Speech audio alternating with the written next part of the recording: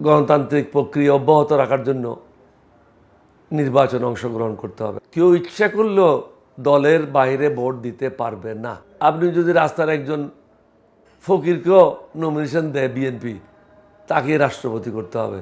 দীর্ঘ 50 বছর পর 71 সাল নিয়ে কথা বলতে চাই না। আর কেউ যদি ছোটোখাটো দল বেরিয়ে যায়, আমি মনে করি না 11 দলের ঐক্যজোটের কোনো ক্ষতি হবে। আমাকে দেশের স্বার্থ রক্ষা করতে হবে এবং যারা সরকারে আছে তাদের স্বার্থ বিবেচনায় রাখতে হবে। আমি যখন মন্ত্রী ছিলাম, প্রত্যেক এমপির জন্য আমি রাস্তাঘাট সেতু করেছি। এটা না যে শুধু এটা বিএনপির এলাকায় এটা কাজ হবে, অন্য এলাকায় কাজ হবে না, এই ধরনের কাজ আমি করি নাই। কারণ আমি শপথ গ্রহণ করি বাংলাদেশ সরকারের মন্ত্রী হিসাবে, কোনো দলের মন্ত্রী হিসাবে না। তো একজন রাষ্ট্রপতি যখন হয়, সে বাংলাদেশের রাষ্ট্রপতি হয়। প্ল্যাটফর্ম হয় একটা রাজনৈতিক দল, কিন্তু রাষ্ট্রপতি হয়ে যাওয়ার পরে তার প্ল্যাটফর্ম হয় জনগণ, বাংলাদেশ। যারা সরকারে থাকে তাদের সাথে মিলে কাজ করতে হবে, দেশের জনগণের স্বার্থ রক্ষা করতে হবে। এটা কঠিন দায়িত্ব। আমার জন্য এটা নতুন কোনো বিষয় না। আমি এই কাজ করেছি এবং এই কাজ করতে অভ্যস্ত। আমাদের যে বর্তমান সাংবিধানিক অবস্থা, সেখানে 70 অনুচ্ছেদ আছেই, এবং যারা সরকারি দল আর কি, যে বিএনপির বাইরে কাউকে ভোট দেওয়ার সুযোগ নেই।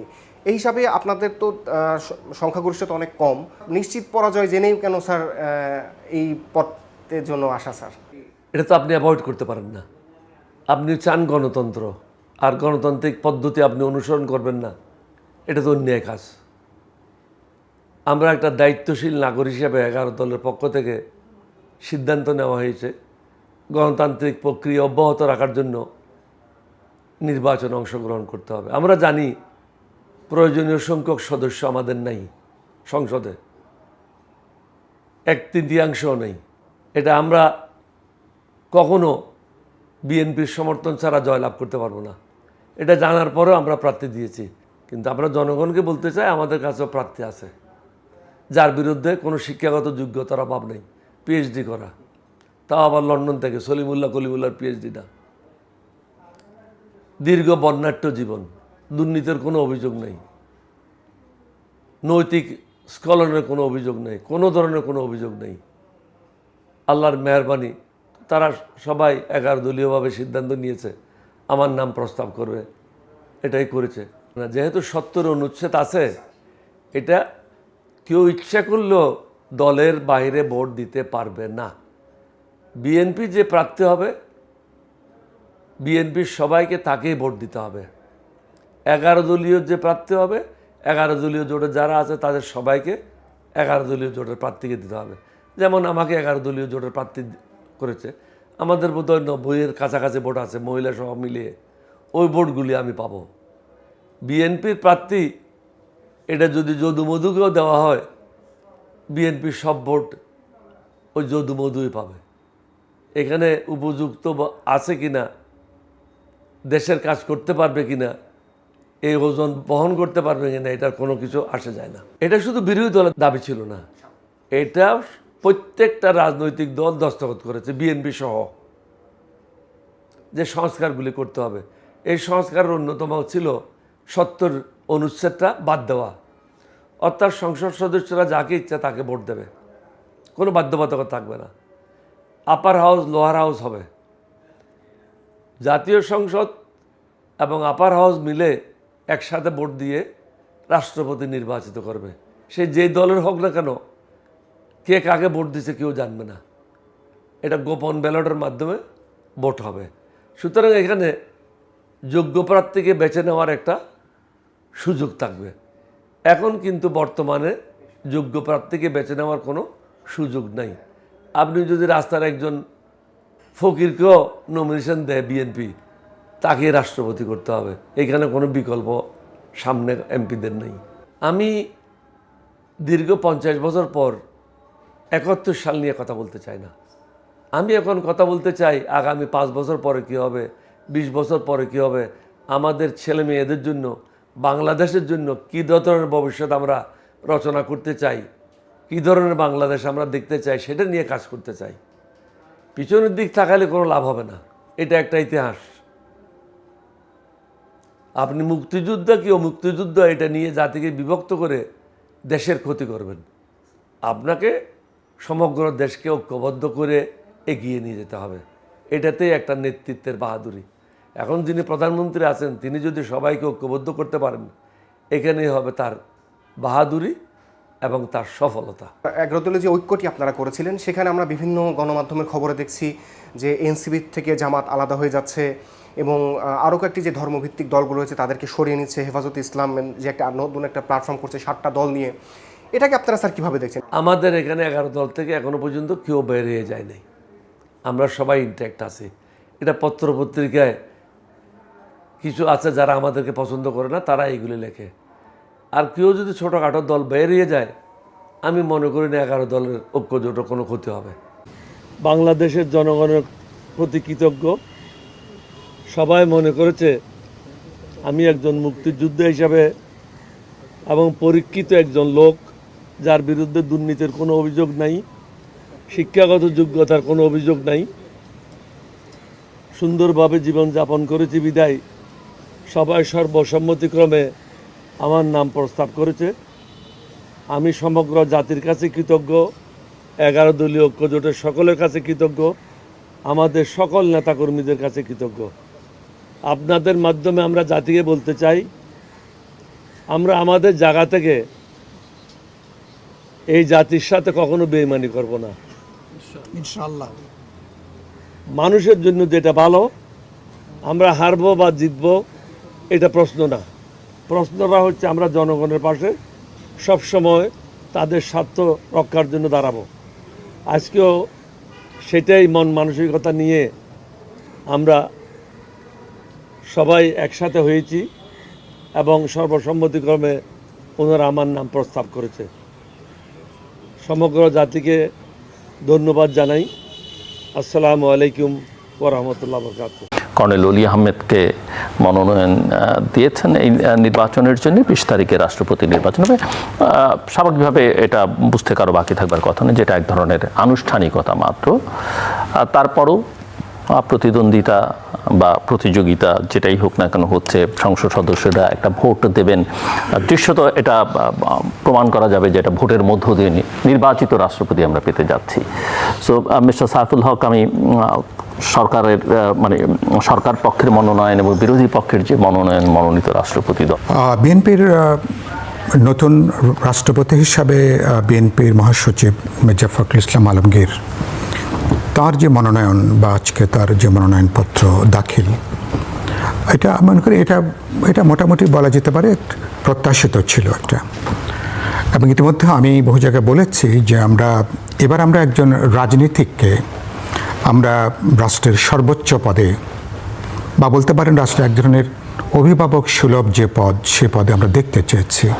কারণটা হচ্ছে যে রাজনীতিকদের চাপটা এই জন্য যে যাদের সাথে যারা দীর্ঘ জীবন বা বলতে পারে গোটা জীবনটা জনগণের সাথে কাটিয়েছেন, যারা জনগণের আকাঙ্ক্ষা বা তার যে প্রত্যাশা এটার সাথে যাদের একটা অর্গ্যানিক যোগাযোগ আছে, সম্পর্ক আছে, এটা পোড় খাওয়া মানুষ, সেই হিসাবে মির্জা ফখরুল ইসলাম আলমগীর আমি মনে করি যে তার এই নির্বাচন, আমি মনে করি এটা বিএনপি নীতি নির্ধারক বা মাননীয় প্রধানমন্ত্রীর, তাই মনে করি তিনি একটা প্রজ্ঞার এবং একটা দূরদর্শী তিনি একটা সিদ্ধান্ত নিয়েছেন। বিএনপির স্ট্যান্ডিং কমিটি বা তারা একটা ভালো সিদ্ধান্ত তারা নিয়েছেন। আরেকটা গুরুত্বপূর্ণ হলো যে আমরা এই পদগুলোতে, কারণ আমাদের বাংলাদেশে পর্যন্ত 2-3 জন ছাড়া কেউ তার টেনিওর তারা শেষ করতে পারেননি। যদিও ফখরুল ইসলাম আলমগীর ভাইয়ের মতন বিএনপিতে আরও এরকম প্রজ্ঞাবান, দূরদর্শী আরও অনেক নেতৃবৃন্দরা আছেন, তো সেখান থেকে অবশ্যই কেউ না কেউ হতে পারত। তো শেষ পর্যন্ত এরকম যিনি দলের সবচেয়ে দুর্দিনে, খুব কঠিন সময়ে যিনি দলের হাল ধরেছিলেন, যে সময়টা আমি প্রায় বলি উপমহাদেশে যেসব দল সবচেয়ে নিপীড়িত হয়েছে রাষ্ট্রীয় সন্ত্রাস দ্বারা, বিএনপি গত 15-16 বছরে সবচেয়ে নির্যাতিত, নিপীড়িত, গুম, খুন, অপহরণ, মামলা নানাভাবে, এরকম একটা কঠিন সময়ে বিএনপির মতন এক ধরনের বহুত্ববাদী নানা ধরনের একটা মাল্টি ক্লাস পার্টিকে নেতৃত্ব প্রদান করাটা এটা খুব সহজ ব্যাপার ছিল না। তিনি সবার জেল খেটেছেন, অ্যারেস্ট হয়েছিলেন, কিন্তু তিনি আশা হারাননি। ফলে তো দল নিশ্চয়ই এরকম একটা মানুষের উপরেই দল নির্ভর করবে। কিন্তু যখন তিনি রাষ্ট্রপতি হবেন আগামী 20 তারিখে মাননীয় সংসদ সদস্যদের ভোটে, যখন তিনি প্রেসিডেন্ট ইলেক্ট হবেন, তখন তিনি আর বিএনপির রাষ্ট্রপতি নন। কোনো কোনো ক্ষেত্রে আমরা দেখেছি যে তারা বরঞ্চ মানে আনুগত্যের পরীক্ষায় আমরা দেখেছি 99 নাম্বার পেলেও তাদেরকে ফেল হয়েছে। আনুগত্যের পরীক্ষায় 100-তে পেয়ে কাউকে অতীতে আমরা দেখেছি আসতে হয়েছে। আমি বিশ্বাস করি যে নতুন যিনি আশা করি রাষ্ট্রপতি হতে যাচ্ছেন 20 তারিখে, হয়তো আমরা সন্ধ্যার পরে জানতে পারবো, তিনি সেই জায়গা থেকে তিনি এই পদের মর্যাদা, গুরুত্ব, সম্মান এটা রক্ষা করবেন। আর বিশেষ করে এবার যিনি রাষ্ট্রপতি হবেন তার নেতৃত্বে আগামীতে যে জাতীয় সংসদ নির্বাচন হবে, ত্রয়োদশ জাতীয় সংসদ নির্বাচন, তখন একটা তত্ত্বাবধায়ক সরকারকে তাকে আসলে নেতৃত্ব প্রদান করতে হবে। তো সেখানে তিনি এবং ওই সময়কালে তাকে একটা খুব বড় দায়িত্ব তাকে পালন করতে হয়, অনেক গুরুত্বপূর্ণ তৎপরতার সিদ্ধান্ত। যদিও এখন সাংবিধানিকভাবে আমরা যদি ঐক্যমত কমিশনে আমরা যেসব আলোচনা করেছি, প্রধানমন্ত্রীর সাথে রাষ্ট্রপতির ক্ষমতার একটা যৌক্তিক পুনর্বিন্যাস করা, সেটা যেহেতু এখনও তো সংবিধানে সেটা সংশোধনগুলো গৃহীত হয়নি, আমি আশা করি অষ্টাদশ সংশোধনের মধ্য দিয়ে অন্যান্য গুরুত্বপূর্ণ সংস্কার প্রস্তাবের পাশাপাশি বিল আকারে যেগুলো উত্থাপিত হবে, এটা অনেক সময় দুর্যোগে এবং অনেক সময় সরকারকে অ্যাডভাইস করবার ক্ষেত্রে, পরামর্শ করার ক্ষেত্রে আমি এমন দেখতে চাইব যিনি সরকার একটা বিল তার কাছে পাঠালো স্বাক্ষরের জন্য, তিনি হয়তো এটাকে নাকচ করতে পারবেন না, কিন্তু তিনি পুনর্বিবেচনার জন্য তিনি যাতে ফেরত পাঠাতে পারেন এবং এইটুকু প্রজ্ঞা, দূরদর্শিতা, এইটুকু মেরুদণ্ড সম্পন্ন মানুষ নিশ্চয় আমি দেখতে চাইব। আমি আশা করব মির্জা ফখরুল ইসলাম আলমগীর তিনি সুস্থ থাকবেন, ভালো থাকবেন এবং তিনি আমাদের একটা গুরুত্বপূর্ণ গণতান্ত্রিক ট্রানজিশনের এই পর্যায়ে রাষ্ট্রের প্রধান ব্যক্তি হিসাবে, অভিভাবক হিসাবে তিনি তার সাংবিধানিক দায়িত্ব দক্ষতা, যোগ্যতার সাথে পালন করে নির্বাচিত হওয়া, সংসদে প্রার্থিতা ইত্যাকার বিষয়াদি কেন্দ্র করে তার যে তার মুক্তিযুদ্ধের আদর্শের একেবারে বিপরীতে, বা বলা যেতে পারে তিনি সারা জীবন তার সৈনিক জীবনের পরবর্তী তার যে রাজনৈতিক জীবন, মুক্তিযুদ্ধ থেকে শুরু করে এই জীবনের একেবারে উল্টো দিকে যাত্রা করে তিনি জামাত জোটের তিনি রাষ্ট্রপতি প্রার্থী। এটা ওনার ব্যক্তিগত মর্যাদা, সম্মানকে এটা বৃদ্ধি করেনি, বরঞ্চ এটা তাকে প্রশ্নবিদ্ধ করেছে। সেই সমাজে কর্নেল অলি আহমেদ, তার যে একটা ব্যক্তি অলি আহমেদের যে মর্যাদা ছিল, তো সেটা তো বোঝা গেছে যে তিনি সেটাকে ধরে রাখতে পারেননি। তো হয় আমাদের এরকম, তিনি একা না, আমাদের রাজনীতির মধ্যে এরকম অনেকে আছেন, তারা গণেশ উল্টিয়ে দেওয়ার, শেষ পর্যন্ত তারা তারপরে বলতে পারেন উল্টো দিকে যাত্রা করা, তো এরকম অনেকে ব্যক্তিবর্গই আছেন। তো সে জায়গাটা তারা করেছেন এবং এটা জামাত তো এটা একটা রাজনৈতিক কার্ড তারা ব্যবহার করেছেন, এই অর্থে যে জামাত ঐতিহাসিকভাবে মুক্তিযুদ্ধের বিরুদ্ধে তাদের যে রাজনৈতিক অবস্থান, বা পাকিস্তানিদের রাজনৈতিক এবং সামরিক সহযোগী হিসাবে তৎকালীন জামাত ইসলামী এবং তার নেতৃবৃন্দের যে ভূমিকাটা, তো সেই ভূমিকা কি এই অলি আহমেদকে রাষ্ট্রপতি তারা তাকে প্রার্থী করবার মধ্য দিয়ে কি ওটাকে ঢেকে যাবে? তার কোনো সুযোগ নেই, বরঞ্চ এগুলো মানুষ বোঝে মানে এগুলোর জন্য। কিন্তু আমি অন্য দিক থেকে বলি, তারা তো যে কোনো মানুষকে তারা করতে পারেন, আর তিনি তো জানেন না তেনার এটা দরকার ছিল না, এটা তার দিক থেকে এটা দরকার। তিনি জানেন যে যেই নির্বাচনের প্রতিযোগিতায় তিনি আসলে রাষ্ট্রপতি নির্বাচিত হওয়ার সুযোগটা দেখা যাচ্ছে মোটামুটি নাই বললেই চলে, কারণ আমাদের ৭০ অনুচ্ছেদ অনুযায়ী এটা যদি ভবিষ্যতে পরিবর্তন না হলে সংসদ সদস্যদের দলের বাইরে যেয়ে স্ব দলের বাইরে যেয়ে ভোট দেওয়ার কোনো সুযোগ নেই। আর যেহেতু এটা একেবারে এটা প্রকাশ্য ভোট, এটা তো ফলে কোনো সুযোগটা নেই। তো এরকম একটা নিশ্চিত জায়গাটা জানার পরে কেবলমাত্র জামাত এবং এই বিরোধীদের একটা রাজনৈতিক টুলস হিসাবে তার মতন মানুষের সম্ভবত ব্যবহার হওয়াটা, এটা মানুষ খুব ভালোভাবে নেবে এটা মনে হয় না। বাট জামাত তারা প্লে করেছে, তারা এটাকে কি কোনো কিছুই বিনা প্রতিদ্বন্দ্বিতায় যেতে না দেওয়া। আমি শুনলাম একজন এইরকম ল্যাঙ্গুয়েজে কথা বলছেন, বাক্যটা শুনতে খারাপ না, ভালো লাগে আর কি, ভালোই তো লাগে। তারা তাদের আছেন, তাদের এখন কত বেশ কিছু 80-র উপরে হবেন সব মিলে টিলে। তো তারা আছেন, তারা একটা ভোট টোট করবেন, তো ভালো। এটা তো বহু বছর পরে, প্রায় 30 বছর পরে। মির্জা ফখরুল ইসলাম আলমগীর এমন একজন ব্যক্তি যার যত কাছে গেছি তত বেশি আকৃষ্ট হয়েছি। তার প্রতি বিরূপ মনোভাব আসার কোনো সুযোগ নেই, কারণ না। এবং আমি ব্যক্তিগত আমার অভিজ্ঞতা যেটা আমি বর্ণনা করছি সেটা হলো এই যে ওনার যত কাছে গিয়েছি ওনাকে তত ভালো লেগেছে, ওনাকে তত ওনার প্রতি আস্থা আনা গেছে, উনি তত বিশ্বাসযোগ্য মানুষ বলে বিবেচিত হয়েছেন। এইরকম একজন মানুষ তিনি দেশের রাষ্ট্রপতি হচ্ছেন, এটা সত্যি আনন্দের ব্যাপার। এবং এটা খুব ব্যতিক্রম ব্যাপার হবে দেখবেন। আমি ক্ষুদ্র মানুষ, ভবিষ্যৎ নিয়ে মন্তব্য করার যোগ্যতা আমার অতটা নেই, কিন্তু আমার উপলব্ধিবোধ যতটুকু জনাব মির্জা ফখরুল ইসলাম আলমগীরকে নিয়ে আমি নিশ্চিত বলতে পারি যে মানুষ একজন ব্যতিক্রম মানুষকে বাংলাদেশের রাষ্ট্রপতি হিসেবে পেতে যাচ্ছে। এটা যেমন আমাদের দলের বিচক্ষণ সিদ্ধান্ত, মাননীয় প্রধানমন্ত্রী অত্যন্ত চমৎকার সিদ্ধান্ত নিয়েছেন, এবং দেশের মানুষের জন্য এটা একটি সত্যিকার অর্থেই খুব চমৎকার একটা দৃষ্টান্ত হয়ে থাকবে। মানুষ উৎফুল্ল হবে, আনন্দিত হবে। মির্জা ফখরুল ইসলাম আলমগীর দেখেন যেমনি একজন লেখাপড়া জানা শিক্ষিত মানুষ, একজন পরিশীলিত মানুষ, একজন মার্জিত মানুষ, একজন শিক্ষক সুলভ আচরণ, মানুষের প্রতি অত্যন্ত দয়ালু, দায়িত্বের প্রতি তিনি অত্যন্ত অতন্ত্র প্রহরীর মতো সজাগ ছিলেন, সাবলীলভাবে কোনো উগ্রতাকে কখনো দেখেন নাই। স্বৈরাচার যখন জোর করে এই রাষ্ট্রকে দখলে রেখেছিলেন তখনও রাজনীতি করতে গিয়ে আপনারা দেখবেন কোনো জায়গায় কোনো বক্তব্যে মির্জা ফখরুলকে আমি কখনো তার বক্তব্যে বা তার চিন্তায় বা তার প্রকাশে কোনো উগ্রতা আমরা দেখিনি। এখন একজন রাজনৈতিক নেতা, বিএনপির মহাসচিব, তাকে মনোনয়ন দেওয়া হয়েছে বাংলাদেশের পরবর্তী রাষ্ট্রপতি হিসাবে। ওনার প্রতি জাতির সবচেয়ে বড় কৃতজ্ঞতাবোধ যেটা হবে এবং বেশি আশাবাদী মানুষ হবে এবং উনি এটা প্রমাণ করবেন, সেটা হলো এই যে একজন রাজনৈতিক ব্যক্তিত্ব দেশের রাষ্ট্রপতি হচ্ছেন, রাষ্ট্রপতির পদে বসার পরে ওই পদটাকে আর উনি রাজনৈতিকভাবে ব্যবহার করার মতো কোনো মানসিকতা, কোনো আকার ইঙ্গিত বা কোনো রকম উদ্দীপনা আমি ওনার মধ্যে লক্ষ্য করিনি। তাহলে আসলে ব্যাপারটা কি, দেশের রাজনৈতিক ব্যক্তিত্ব থেকে দেশের বিভিন্ন পদে নির্বাচিত হবে, অর্থাৎ দেশের মানুষকে উপেক্ষা করে শুধু দলকে নিয়ে, যেটা অনেক কি এরকম রাজনৈতিক নেতৃত্ব যারা বসেছেন নানা রকম অভিযোগ অনুযোগের শিকার তাদের হতে হয়েছিল এবং অনেক ব্লেম নিয়ে তাদেরকে চলেও যেতে হয়েছিল অনেকে। কিন্তু মির্জা ফখরুল ইসলাম আলমগীর দেখবেন he will be unlike others, অর্থাৎ এমন একজন মানুষ হবেন যিনি জাতিকে ওন করবেন, মানুষ যার প্রতি আস্থা আনবেন।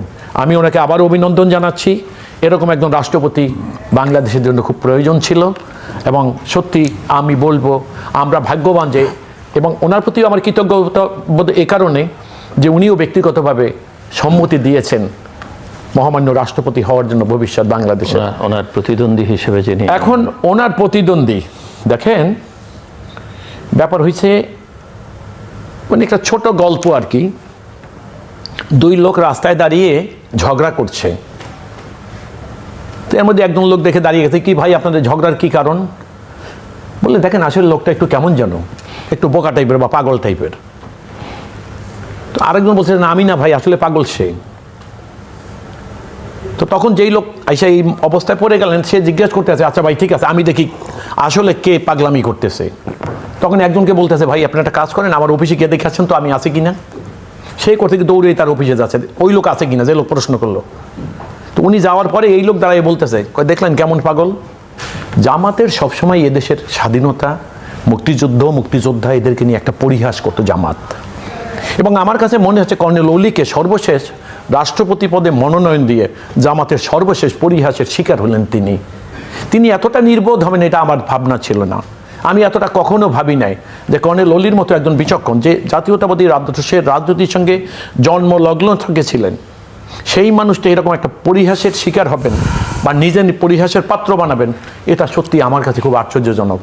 আবার আরেকটা জিনিস দেখেন, এই অবস্থায় আসার পিছনে তার কারণটা কি। একজন মানুষ, দল যখন বিএনপি বারবার ক্রাইসিসে পড়েছে তখন দলের গুরুত্বপূর্ণ মানুষের উপরে কিন্তু নির্ভর করতে চাইছে।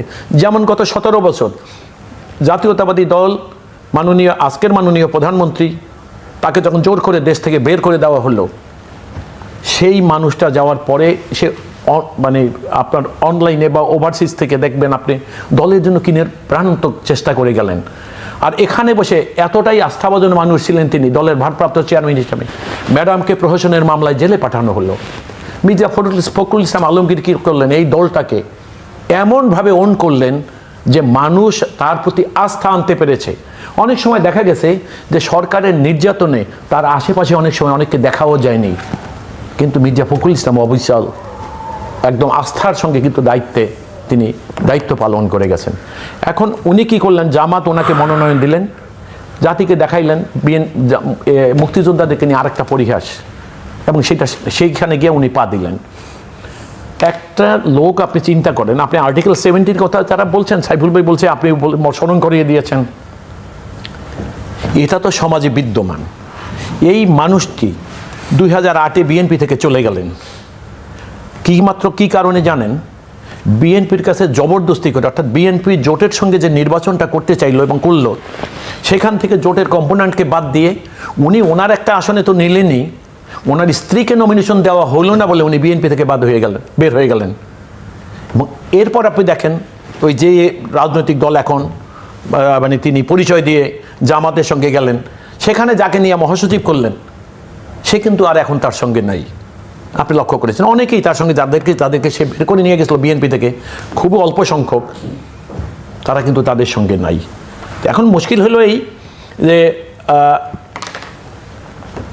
জামাত ওনাকে মনোনয়ন দিয়েছে, জামাত দেখিয়েছে যে জামাতের বর্তমান যারা জামাতের নেতৃত্বে তাদের প্রতি মুক্তিযোদ্ধাদের অনেক আস্থা। এবং আপনি দেখবেন জামাতের যারা সংসদে নির্বাচিত হয়ে আসছে এবার, তারা অনেকেই কিন্তু ইভেন যাদের 1971-এর পরে জন্ম, তারাও বাংলাদেশের সংসদে দাঁড়িয়ে বলে আমরা মুক্তিযোদ্ধা ছিলাম। কেউ কারো বাবা মারা গেছে 1971-এর আগে, সেই লোক বলে আমার জন্ম 1971-এ স্বাধীনতার সময়।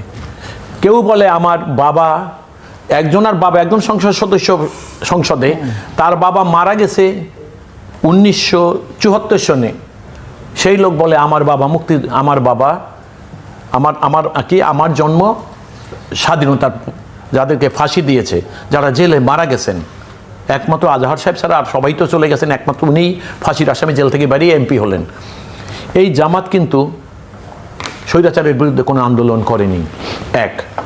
আপনি যখন কোঠা আন্দোলন করছে যারা আজকে এনসিপি পরিচয়ে জামাতের সঙ্গে কম্পোনেন্ট হয়েছে এবং একদিন হয়তো জামাতে বিলীন হয়ে যাবে, এটা আমার ভয় তাদেরকে নিয়ে, এবং আমি অত্যন্ত ব্যথিত হব যদি এমনটা হয়। তারা কি করলেন, তারা ছাত্র সংগঠন, অর্থাৎ সরকারি ছাত্র সংগঠনের পরিচয়ে তারা কোঠা আন্দোলন করলেন। আপনি একটা মজার জিনিস দেখেন, তাইলে হইলো কি, আবার কি করলো, জামাতের যারা উদারপন্থী সংগঠন, উদারপন্থী যারা ছিলেন মধ্যপন্থী যুবক শ্রেণীর, তারা কি করলেন, জামাত থেকে বাইরিয়া নতুন একটি রাজনৈতিক দল করলেন। কি কারণে? তারা বুঝাইলো যে পুরনো ধ্যান ধারণার জামাতের সঙ্গে আমরা নাই, কারণ আমরা আধুনিক শিক্ষায় শিক্ষিত। যেটা হলো এই কোঠা আন্দোলনে তারা কি করলেন, একদিন শুধু দলের একজন নেতাই স্টেটমেন্ট দিয়ে বললেন যে সরকারের কাছে আমাদের এই 5 দফা এবং তার মধ্যে এই কোঠা আন্দোলন আপনারা মেনে নেন। তো এইরকম প্রহসনের রাজনীতি যারা করে অলির দিকে, সেখানে এসে একটা মতিভ্রম হবে। আজকেও যে চ্যালেঞ্জ এই সরকারের সামনে, যে সে তার রাজনীতিটাকে কতখানি ধরে রাখতে পারবে, রাজনৈতিক সংকটকে সে রাজনৈতিক মানে উন্নয়ন অগ্রগতি দিয়ে রাজনৈতিক সমস্যার সমাধান কিন্তু হয় না। আমি যেটুকু বুঝি রাজনীতির ছাত্র হিসেবে, সেটা রাজনীতি দিয়েই করতে হবে। এক্ষেত্রে যে রাজনীতির কথা, যে অপোজিশনের কথা সংসদে মিস্টার তালুকদার উল্লেখ করলেন, সেটা নিয়ে আমি আপনাদের ভাবনাটা একটু শুনতে চাই। আপনাকে ধন্যবাদ। আপনি খুবই গুরুত্বপূর্ণ প্রশ্ন আপনি করেছেন। এটা প্রথমত আমি মনে করি, যেটা আপনি এক পর্যায়ে শুরুতে বললেন, যে হাসিনা সরকারের পতনের বড় কারণটা তার যদি কেবল মানে প্রচলিত অর্থে উন্নয়ন যদি প্রশ্নটা উঠত, তাহলে হয়তো হাসিনাকে এরকম একটা ট্র্যাজিকভাবে তাকে বিদায় নিতে হতো না। তিনি ফেল করেছেন রাজনীতিতে। তিনি রাজনৈতিকভাবে মানুষকে যে হিউমিলিয়েট করা, অপমান করা, বিশেষ করে মানুষের ভোটের অধিকার কেড়ে নিয়ে গণতান্ত্রিক অধিকারটা রুদ্ধ করে যেটাকে আমরা রাজনীতির ভাষায় একটা কর্তৃত্ব, তখন মনে করলেন একটা পারিবারিক সম্পত্তির মতন, একটা জমিদারি চালানোর মতন ব্যবস্থা, বাংলাদেশের মানুষ সেটাকে গ্রহণ করেনি। তাহলে তার পাল্টা এখন বিএনপি 12 তারিখের 12 ফেব্রুয়ারি নির্বাচনে বিপুল সংখ্যাগরিষ্ঠতা নিয়ে মানুষের যে পপুলার ম্যান্ডেট বিএনপির প্রতি বা বিএনপির মিত্রদের প্রতি, 17 তারিখে বিএনপি সরকার গঠন করলেন, ফেব্রুয়ারির 16 তারিখে 6 মাস যাবে। আমি এটা নিয়ে কিছুটা উদ্বিগ্ন, যদি খুব খোলামেলা বলি। যারা এই অনুষ্ঠান যারা দেখছেন তৃতীয় মাত্রার, আমি ইতিমধ্যে 20 তারিখে মাননীয় প্রধানমন্ত্রী যুগপথের 42টা রাজনৈতিক দলকে যমুনাতে তিনি শুভেচ্ছা বিনিময়ের জন্য আমাদেরকে দাওয়াত দিয়েছিলেন। আমাদের আরও 4-5 জন বন্ধুরা কিছু কিছু টুকটাক কথা বলেছেন। আমি অনেকগুলো প্রশ্নে, আমি প্রায় 8-9 মিনিট, আমি প্রায় 8-9টা প্রশ্নে আমি আসলে কথা বলেছি। তার মধ্যে এটা একটা গুরুত্বপূর্ণ কথা আমি বলেছি যে সরকারের বেশ কিছু সামাজিক সূচকে, অর্থনৈতিক সূচকে সরকারের বেশ কিছু উদ্যোগ যেগুলো সরকারের নির্বাচন ইশতেহারে ছিল বা তার কমিটমেন্টের মধ্যে ছিল, তারা নিয়েছেন। প্রধানমন্ত্রী তার যে চলাফেরা, তার যে বডি ল্যাঙ্গুয়েজ, খুব সহজ সরল একটা জীবনযাপনের চেষ্টা, প্রোটোকল কমিয়ে আনা, মন্ত্রীদের প্রোটোকল কমিয়ে আনা, সরকারের যথাসম্ভব সরকার পরিচালনার ব্যয়টাকে সীমিত করা, সংকুচিত করা, এগুলোর ব্যাপক একটা অ্যাপ্রিসিয়েশন আছে, কোনো সন্দেহ নেই। এবং প্রধানমন্ত্রী নতুন একটা রাজনৈতিক সংস্কৃতি তিনি তৈরি করবার একটা চেষ্টা আমরা দেখছি। কিন্তু আমি মনে করছি বিএনপি কিছুটা রাজনৈতিক দিক থেকে পিছিয়ে পড়ছে কিনা, এটা নিয়ে আমি 20 তারিখে যমুনার মিটিংয়ে আমি আমার উদ্বেগ জানিয়েছি এবং বলেছি যে বিএনপির বিরুদ্ধে যে সমস্ত প্রচারণা বা অপপ্রচার যেগুলো চলছে, বিএনপি জুলাই সনদ মানে না, বিএনপি অভ্যুত্থানের আকাঙ্ক্ষা তার বিপরীতে যাচ্ছে, বিএনপি তার কমিটমেন্ট থেকে বিএনপি সরে আসছে, আমি বলেছি এর মধ্যে বিএনপি এগুলোকে যথাযোগ্যভাবে ঠিক রাজনৈতিক দিক থেকে এগুলোকে ঠিক মোকাবেলা করতে পারছে না। এবং কারণ যারা এটা প্রচার করছেন তখন তাদের অনেকের রাজনৈতিকভাবে জন্মই হয়নি, তখন আমরা ফলে অন্যদের স্বপ্ন কল্পনার বাইরে যে যারা তখন এটা চিন্তাও করেননি, তখন আমরা বলেছি পুরনো জমানায় আমরা আর ফিরবো না। এবং কোনো ব্যক্তি ক্ষমতাকে কেউ যেন জমিদারি মনে করতে না পারে, কেউ যেন ব্যক্তিগত একটা তহসিলদারির মতন করে ব্যবহার করতে না পারে। এবং নির্বাহী বিভাগের সাথে সংস্কারের মূল কথাটা কি, নির্বাহী বিভাগের সাথে আইন প্রণয়নী বিভাগ, পার্লামেন্ট, জুডিশিয়ারির একটা লজিক্যাল রেশনাল ভারসাম্য থাকবে, সেটা আমরা চেষ্টা করেছি খানিকটা এনশিওর করবার জন্য।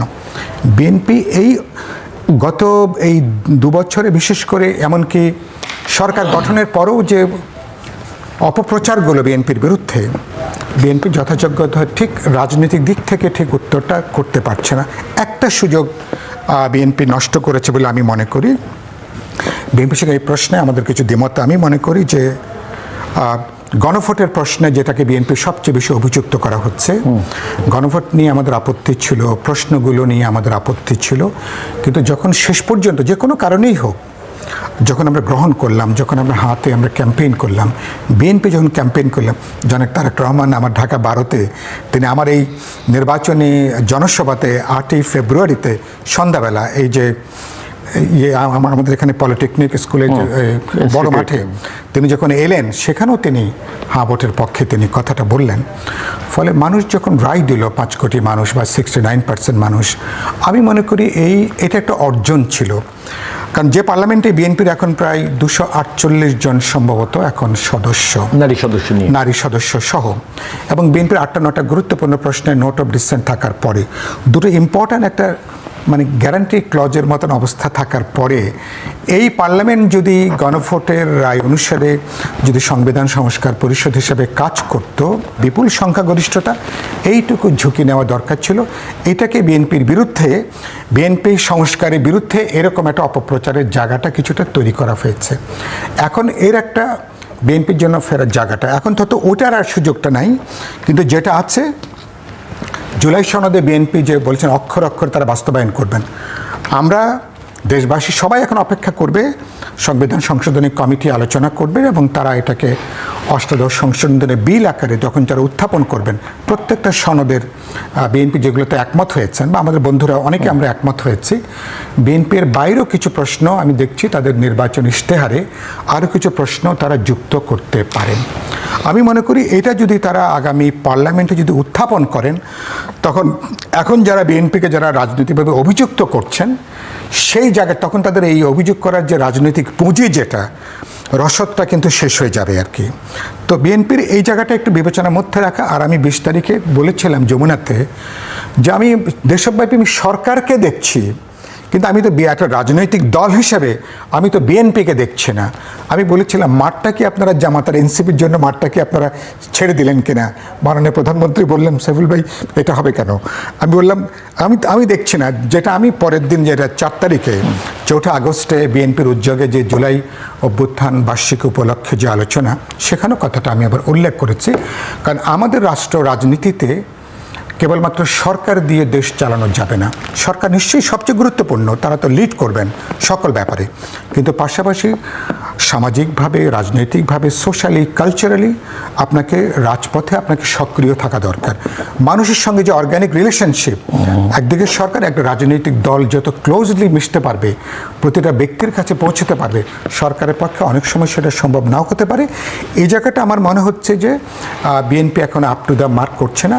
আর গুরুত্বপূর্ণ যেটা বলে শেষ করি, বিএনপির যুগপথের শরিক যারা সবচেয়ে গুরুত্বপূর্ণ সময়ে যে 42টা দল এবং যাদেরকে ঐক্যবদ্ধ করবার ক্ষেত্রে আমার বন্ধুদের সাথে যেখানে আমাকেও একটা গুরুত্বপূর্ণ ভূমিকা পালন করতে হয়েছে, সবচেয়ে দুর্যোগে সবচেয়ে কঠিন বিপদের সময়, গত 5 মাস 6 মাসে বা 20 জুলাইয়ের আগে এই রাজনৈতিক দলগুলোর সাথে বিএনপির এক ধরনের মনস্তাত্ত্বিক দূরত্ব তৈরি হয়েছে। এবং আজকে আমাকে গত 2 দিন ধরে জিজ্ঞেস করছে, আমি বললাম যে এই দূরত্বটা 20 জুলাইয়ের ওই বৈঠকের মধ্য দিয়ে হয়তো প্রধানমন্ত্রী চেষ্টা করেছেন এটা কাটিয়ে ওঠার জন্য। তিনি অনেকগুলো কথা তিনি বলেছেন, খুব ইতিবাচক কথা বলেছেন। এমনকি এই যে রাষ্ট্রপতি নির্বাচন, আমাকে গত 2 দিন ধরে কথা বলছেন বিএনপি আপনাদের সাথে কোনো আলাপ আলোচনা করলেন কিনা। আমি বললাম হঠাৎ করে এই প্রশ্ন করছেন কেন? আমি বললাম যে এটা তো ভোট দেবেন তো পার্লামেন্ট মেম্বাররা। আমাদের বিপ্লবী ওয়ার্কার্স পার্টি দুর্ভাগ্যজনকভাবে আমি নিজে জিততে পারিনি, বা আমার দলের এই মুহূর্তে কোনো সংসদ সদস্য নাই, বা অধিকাংশ যুগপথের শরিকদের কোনো মেম্বার নাই। কিন্তু যে প্রশ্নটা যেটা বললেন, কিন্তু আপনাদের সঙ্গে বসবে, কথা বলবে। তো আপনি যদি যদি লম্বা পথ যেতে চান, এই রাজনৈতিক ক্ষেত্রে আমি মনে করি যথেষ্ট প্রজ্ঞা দূরদর্শিতার পরিচয় দিতে পারছে না। আমি আশা করি সামনে অনেক বড় বড় চ্যালেঞ্জ আছে।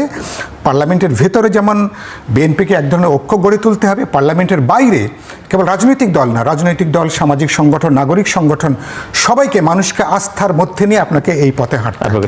তাদের রাজনৈতিক ইশতেহার দেখেন নির্বাচনের আগে, যেখানে সংস্কারের কোনো কথা তারা বলেনি। তাইলে দেখেন যাদের স্বৈরাচার পতনের আন্দোলন পর্যন্ত যাদের কোনো ভূমিকা ছিল না, যেটা সাইফুল ভাই বলছেন, আমি প্রায় সময় বলে থাকি, যাদের জন্ম হলো 5ই আগস্টের পরে, তারা এখন কি হলেন? রেফারেন্ডামের জন্য মুরব্বি সেজে গেলেন। তারা কি করলেন? সংস্কারের জন্য। সাইফুল ভাইয়ের সাথে আমার একটু হালকা দ্বিমত আছে এই কারণে যে দেখুন, বিএনপি 2026-এর সংসদীয় নির্বাচনে অংশগ্রহণ করেছে কেবলমাত্র সংবিধান অনুসারে। আর সংস্কার প্রস্তাবের যে প্রস্তাবনাগুলো ছিল সেগুলোর কোনো আইনি কাঠামো বা আইনি রূপ তখনও ধারণ করেনি। এবং বিএনপির ইশতেহারে এবং সংস্কারের প্রস্তাবনায় যেটা ছিল, যেহেতু নির্বাচন হচ্ছে সংবিধান অনুসারে, সে কারণে আপনি লক্ষ্য করবেন বিএনপি কোনোভাবেই আপনার এই সংস্কারের যে মূল কথাটা একদম একটা লাইন যেটা উপরে লেখা, সেটা হলো যে নির্বাচনে যারা জয়ী হবে তারা সংবিধান সংশোধনের মাধ্যমে সংবিধান সহ দেশের যে সকল প্রতিষ্ঠানগুলো এই দেশের স্বৈরাচার সরকার খোকলা করে দিয়ে গেছিলেন, আপনি দেখবেন ম্যাডাম খালেদা জিয়া 30 দফা দিলেন। জনাব তারেক রহমান ভারপ্রাপ্ত চেয়ারম্যান হিসাবে প্রথম ম্যাডামের সংসার জনাব তারেক রহমানের 30 দফা, যেটা পরবর্তী সময় তার সমমনা রাজনৈতিক দলের সঙ্গে মিলিয়ে যেটাকে 31 দফা, অর্থাৎ ওনাদের কিছু ছেড়ে দিয়ে 31 দফায় আসলেন। আপনি দেখেন যেই জুলাই সনদে যে সকল সংস্কারের কথা বলা আছে, এই 31 দফার মধ্যে তার কোনটা নাই বলেন? তার প্রত্যেকটা আছে। অথচ আপনি যারা আজকে এই সংস্কার, তাইলে দেখেন জুলাই সনদ বাস্তবায়নের আগেই বিএনপি জাতির কাছে উপস্থাপন করেছিল যে আমরা সংস্কার করব সংবিধান, আমরা সংস্কার করব। 2026 সংসদের 2টা অধিবেশন হয়েছে। আর প্রথম সংবিধানে আপনি দেখেন যতগুলো অর্ডিন্যান্স ছিল তার মধ্যে উল্লেখযোগ্য যেগুলো পরীক্ষা নিরীক্ষার প্রয়োজন নাই বা স্বল্প সময় পরীক্ষা করে আইনে রূপান্তর করা যায়, সেগুলো ইতিমধ্যেই আইন হিসাবে রূপান্তর করা হয়েছে।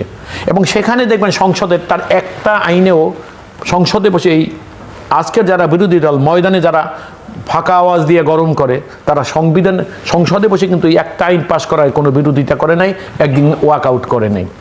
তাহলে দেখেন যে বিএনপি কিন্তু ধারাবাহিকভাবে, হ্যাঁ সাইফুল ভাই যেটা বলেছে এটা খুব স্বাভাবিক, সরকার যখন এসে যায়, জনগণ নির্বাচন করে কোনো রাজনৈতিক দলকে যখন সরকারে মনোনয়ন দেয়, সরকারের রূপ ধারণ করে, তখন এইটা সরকার যেমন সরকারের কাজ করবে, সরকারের পক্ষে রাজনীতি করা আসলেই দুরূহ।